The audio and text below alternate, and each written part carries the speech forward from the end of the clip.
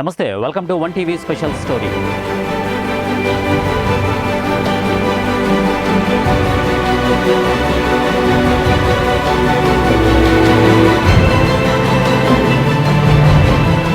ప్రపంచ అంతానికి ముందు రకరకాల తెగుళ్ళు, కీటకాలు, ఇతర వినాశనాలు వస్తాయని ఏవో పవిత్ర గ్రంథాలు చెబుతున్నాయి. వాటన్నింటినీ నిజమని నమ్మొచ్చా? కరోనా, ఎబోలా లాంటి ప్రమాదకరమైన వైరస్ ప్రపంచ దేశాలను వణికిస్తుంటే దిక్కుతోచని స్థితిలో వైద్య విజ్ఞానం కొత్త యాంటీబాడీస్ కోసం పరుగులు పెడుతోంది. ఏమాత్రం ముందు వార్నింగ్ కూడా లేకుండా రోగుల్లో బయటపడుతున్న సరికొత్త వ్యాధులు వైద్య నిపుణులను, పరిశోధకులను అయోమయానికి గురిచేస్తోంది. వాటి ఉనికి, ఎఫెక్ట్స్తో పాటు వాటి లక్షణాలను తెలుసుకోవడానికే సగం సమయం పడుతోంది. తీరా కొత్త వైరస్కు యాంటీబాడీస్ను కనిపెట్టడానికి, వాటిని ఉనికిలోని తీసుకురావడానికి పట్టే సమయానికి అనుకోని సమయం మించిపోతుంది. దాంతో జరగకూడని ప్రాణ నష్టం జరిగిపోతూనే ఉంది. అనుక్షణం వైద్య విజ్ఞానానికి సవాలుగా మారుతున్న వైరస్లతో సతమతమవుతున్న వైద్య పరిశోధకులు తాజాగా మరో ప్రాణాంతకమైన వైరస్ కిర్మియాన్ కాంగో హ్యామరేజిక్ పై ఓ ప్రత్యేక కథనం.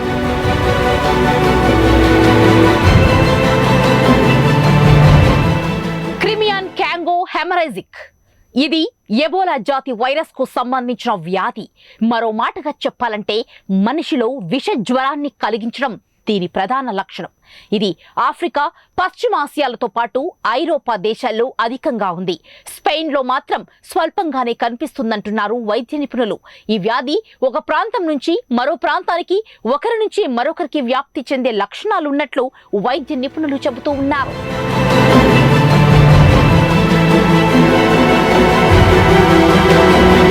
ప్రస్తుతం ఇది ఫ్రాన్స్ లో ప్రమాదకరంగా మారింది. మరో మాటగా చెప్పాలంటే భారత్ లో కరోనా సెకండ్ వేవ్ తరహాలోనే ఫ్రాన్స్ లో క్రిమియన్ కాంగో విజృంభిస్తున్నట్లు తెలుస్తోంది.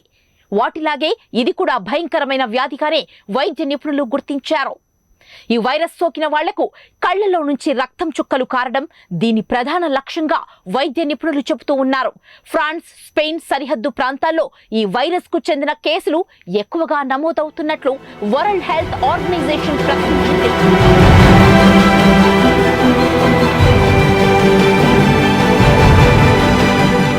ఇది ఒక రకమైన పురుగుల ద్వారా వ్యాపిస్తోందని వైద్య పరిశోధనల్లో వెల్లడైంది. బాధితుల్లో కండరాల నొప్పి, గొంతులో మంట, వాంతులు, కడుపులో నొప్పి వంటి లక్షణాలు కనిపిస్తున్నాయి. ముక్కు, కళ్ళు, చర్మంలోని రక్త నాళాలు పగిలి వాటి నుంచి రక్తస్రావం జరిగే అవకాశం ఉందంటున్నారు వైద్య నిపుణులు. జ్వరం, కళ్ళు తిరగడం, మెడ, వెన్ను, తలనొప్పిలతో పాటు కళ్ళు ఎర్రబారడం, వెలుగును చూడలేకపోవడం వంటిని ఈ వ్యాధిలో ప్రధాన లక్షణాలు. వ్యాధి ముదిరే కొద్దీ ఈ లక్షణాలు మరింత తీవ్రమవుతాయని వైద్య నిపుణులు చెబుతూ ఉన్నారు.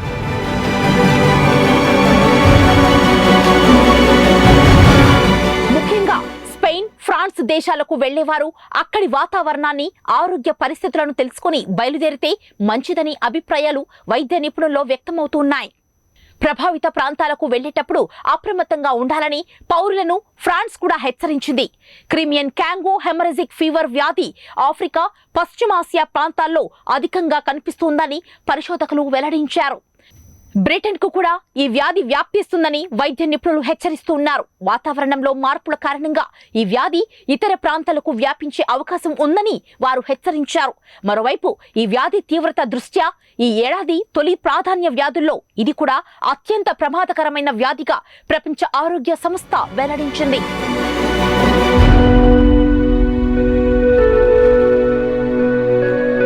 ముఖ్యంగా ఈ వ్యాధి CCHF ఆఫ్రికా, తూర్పు ఐరోపా, సోవియట్ యూనియన్, ఆసియా ఖండాల్లో ఎక్కువగా ఉన్నట్లు WHO ప్రకటించింది.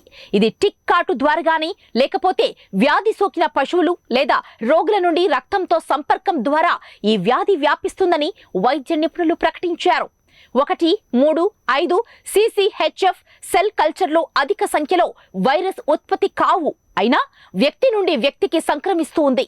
మధ్య ఆసియా, సబ్ సహరన్లో, ఆఫ్రికాలో ఈ వ్యాధి బయటపడింది.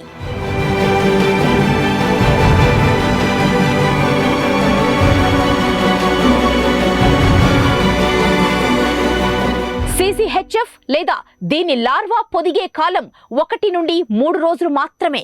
ఆ తర్వాత దీని సినిమా మనిషి మీద చూపిస్తోంది.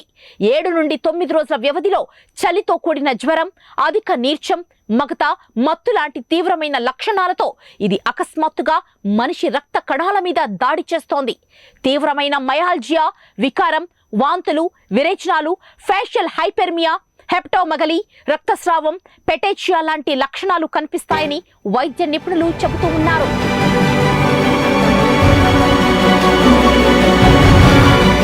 వీటితో పాటు ఇతర లక్షణాలు కూడా ఉన్నాయి. కాళ్ళు నొప్పి, ఫోటోఫోబియా, మానసిక కల్లోలం, గందరగోళంతో పాటు మతి స్థిమితం లేకపోవడం, దూకుడు, అతినిద్ర, నిరాశ కూడా ఈ వ్యాధి లక్షణాలుగా తెలుస్తోంది. హెపటైటిస్ తో పాటు వైరస్ సోకిన 5వ రోజు అవయవాలన్నీ చచ్చుబడిపోతాయి. ముఖ్యంగా హెపటోరెనల్ తో పాటు పల్మనరీ వైఫల్యం ఈ వ్యాధి ముఖ్య లక్షణం. మనిషి రక్త కణాల్లో అభివృద్ధి చెందిన ఈ వైరస్ తాలూకు పురుగులు ఒక్కో మనిషిలో 353 CFRలు ఉంటాయని వైద్యులు తెలిపారు. ఇవి 13% నుండి 50% వరకు ఉంటాయని వైద్య నిపుణులు అంచనా వేస్తూ ఉన్నారు.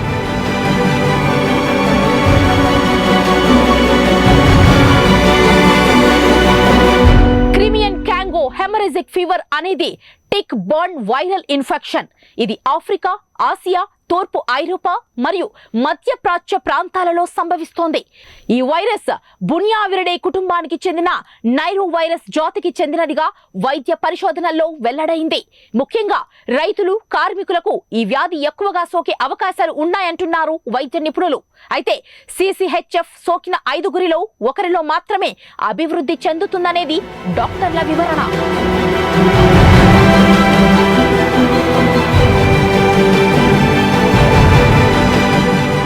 వ్యాధి 4 దశలుగా ఉంటుంది.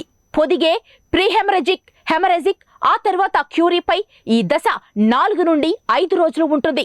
రక్తస్రావం కాలం తక్కువగా ఉంటుంది. ముక్కు, జీర్ణవాహిక, జననేంద్రియ మార్గము, శ్వాసకోశాలలో అత్యంత సాధారణ రక్తస్రావం ఉంటుంది. ప్రాణాలతో బయటపడిన వారిలో వ్యాధి ప్రారంభమైన 10 నుండి 20 రోజుల తర్వాత కోలుకునే దశ ప్రారంభమవుతుంది. ఈ వ్యాధిని గమనించి తగు ట్రీట్మెంట్ ఇవ్వడానికి RT-PCR అనేది రక్త పరీక్షగా చెబుతారు. CCHF వైరల్ ఇన్ఫెక్షన్ ను కనుగొనేది రక్త పరీక్షల ద్వారానే అనేది వాస్తవం.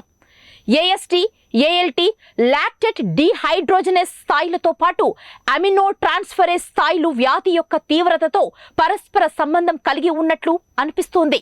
కాలేయ కణజాలం పరీక్ష తప్పనిసరిగా చేయాలి.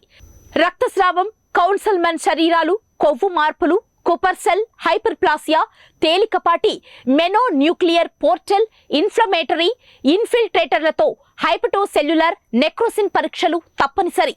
తీవ్రమైన వ్యాధి ఉన్న రోగులకు 10 రోజుల పాటు రిబావిరిన్తో విజయవంతంగా చికిత్స అందించారు వైద్యులు.